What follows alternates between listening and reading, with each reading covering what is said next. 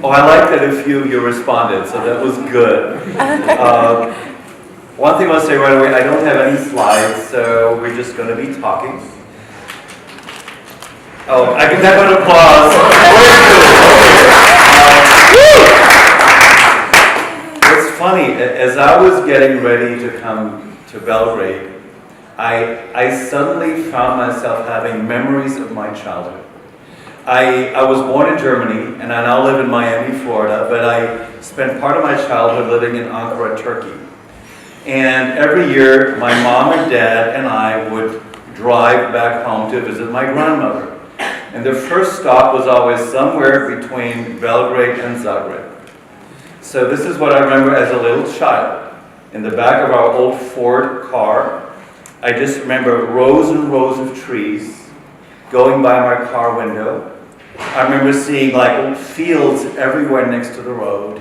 And I have very vivid impressions of the different hotels room we stayed in. Now the reason I'm telling you this right now, because I arrived here on Monday in Belgrade, and nothing looked like the imprint that I had from my childhood.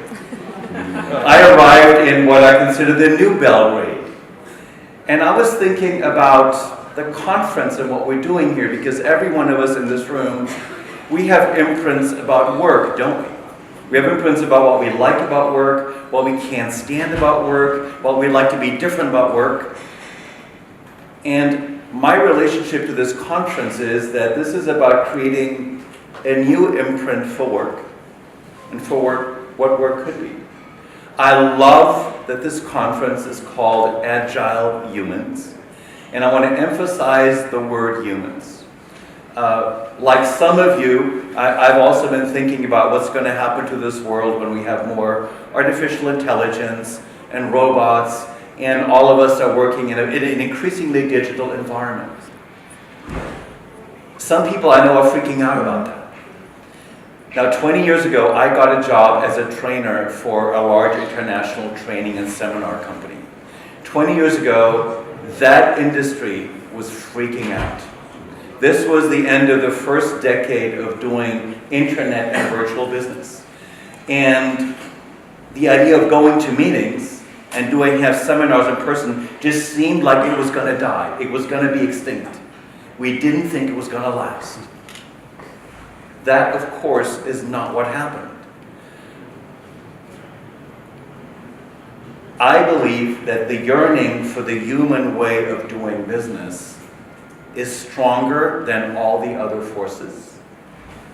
I believe, however, that all of us in the future need to do human a little better, as some of the tasks that we do well now get taken away by machines and robots.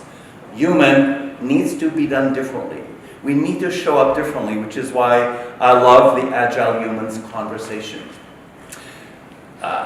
Jack Ma, the fearless leader of the Alibaba empire in China that I'm sure many of you have heard of, gave a wonderful talk this year at the Davos Economic Forum where he talked about future leaders.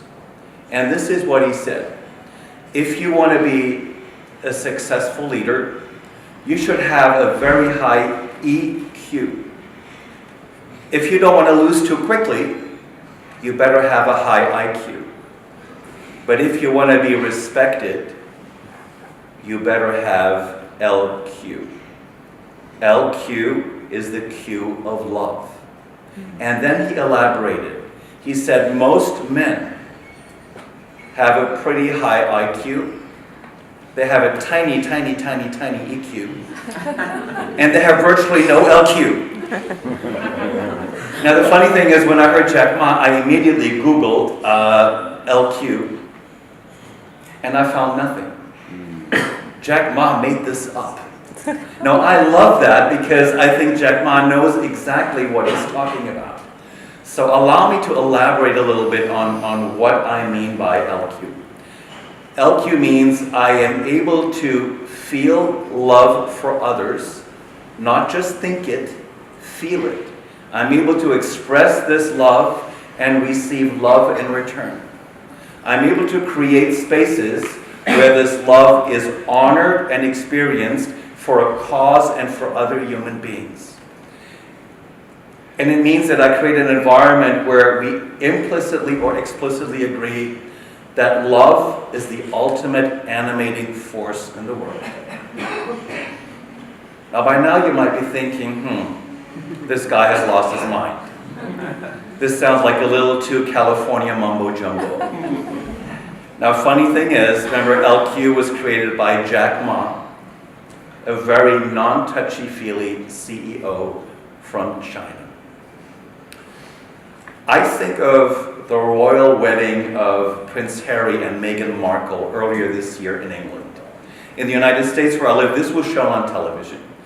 And Bishop Michael Curry stunned the very traditional audience with his impassioned sermon about the transformative power of love. And he wasn't just talking about romantic love. Love, Curry said, and I'm quoting, has the power to change the world. Imagine governments and nations where love is the way. Imagine business and commerce where love is the way. End of quote. This was Curry, not me. So just imagine business and commerce where love is the way. When I grew up as a little boy in Germany, the word love was never mentioned in relationship to anything. It actually was not part of our vocabulary. Now, there have been wonderful generational changes in my country, but if we don't even have a word that we can use or we know what the meaning or feeling of it is, we have a challenge. It starts with personal leadership. Dr. Barbara Fredrickson is one of the leading positive psychologists in the world. She wrote this wonderful book that I adore called Love 2.0. In this book, she deconstructs the notion of love and takes all the romantic connotations from it. So Fredrickson talks about creating small, everyday moments of love in every part of our life, personal and work. She calls them micro moments of love. In micro moments of love, these are moments where we feel deeply connected to one or more people. In micro moments of love, Fredrickson says, our own positivity, our warmth, and our openness evoke and are simultaneously evoked by the warmth and openness of other people. So here's how a neuroscientist explains this. Yuri Hassan is a professor at Princeton University. He does research on how two brains between two people get into sync, which is really cool in every part of business, but certainly like in any part of business. He calls the process of two brains getting in sync neural coupling, like playing the term neural coupling. He found in his research that the part of the brain that most strongly supports neural coupling is the insula, which is a part of the brain that's associated with conscious feeling states. In other words, if you and I want to get more in sync, just having the same thought or the same idea or believing the same thing is not enough. In sync happens is when my emotion meets your emotion. When my joy meets your joy, joy is magnified. When my love of others meets your love of others, a micro moment of love is born.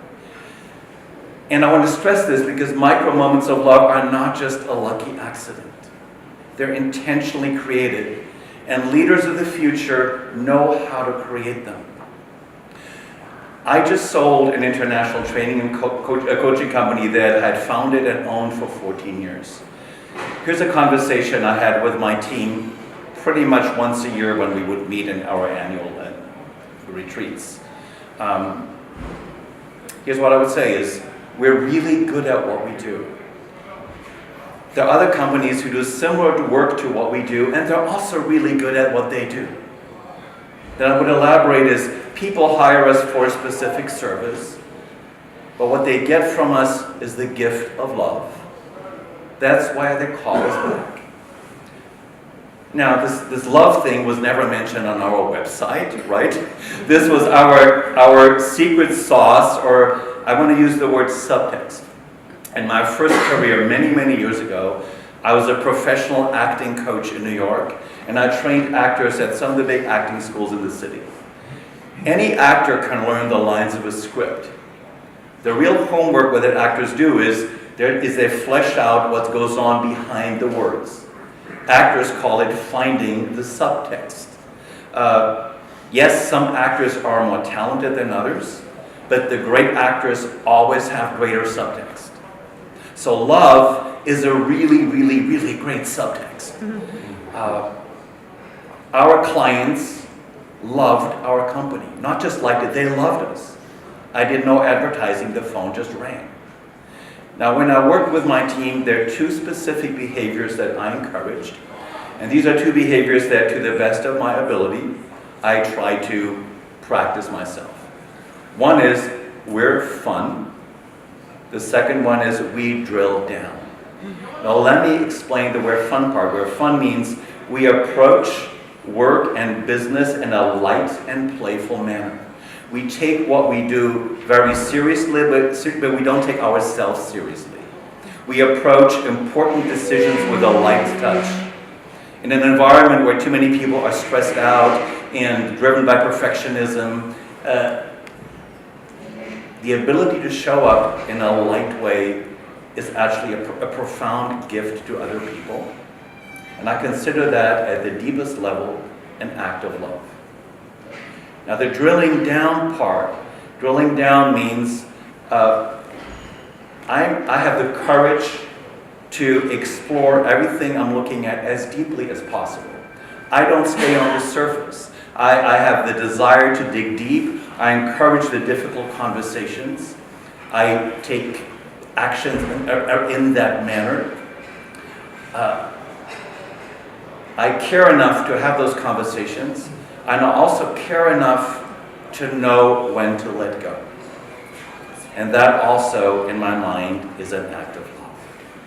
So, drilling down, having fun, you combine those two, to me, that's mega love in action. Now, I just had a conversation with my friend Virginia. She lives in Geneva, Switzerland. And she said to me, I have a client that just really pissed me off. He didn't show up for an appointment, and this is the second time he's done that. And I told him how I felt about his behavior, and then I said to him, it's a good thing that I love you. I love this story, and I love the fact that Virginia used the word love. There's power in just saying it. So there's power in just using the word. Now here are a couple of stories from the road. Earlier this year, I was visiting the corporate headquarters of a big American insurance company in Atlanta, Georgia. And the senior VP of Human Resources, Melissa, was talking to a bunch of senior leaders, and she was rolling out a new initiative to foster stronger engagement. And she called it Moments That Matter. And Moments That Matter meant these are moments when we do something nice, where we smile, we do something unexpected that goes beyond what we're normally supposed to do. I appreciated what she was doing, but LQ is about a lot more than smiling and acting nice. So I wanted something a lot bolder from her. In March, I had the pleasure of hosting a panel discussion in Mexico with 3 CEOs from Latin American companies. 2 were from Colombia and 1 was from Mexico. They spoke about creating happier workplaces. Nobody spoke about workplace engagement. There was no human resources jargon. Nobody spoke about purpose and some of the other stuff we like to talk about in the West. Instead, all 3 said is, we get our employees together and we create vision boards. And on the vision boards, people write and paint the dreams, the visions, the hopes that they have for their lives. These dreams don't have to do necessarily with the job they're doing here. This is about dreams about more education, about travel, happiness with a family. And then he says, we do what we can to provide resources to help them attain these dreams. To me, that's love in action. In my own professional life, I host virtual mastermind groups for successful executives from all over the world. So what we do, 7 people get together and we challenge each other, we hold each other accountable, and we're committed to bringing out the very best in each other. We share tactics, we share resources, and we share wisdom. We energize each other. We dare each other to play a bolder game in every aspect of life. But at the deepest level, a mastermind, for me, is an exceptional act of love. I think Jack Ma is right. For us to be successful, we need to have lots of EQ. We need to have IQ and be really smart. And we need to have lots and lots and lots of LQ.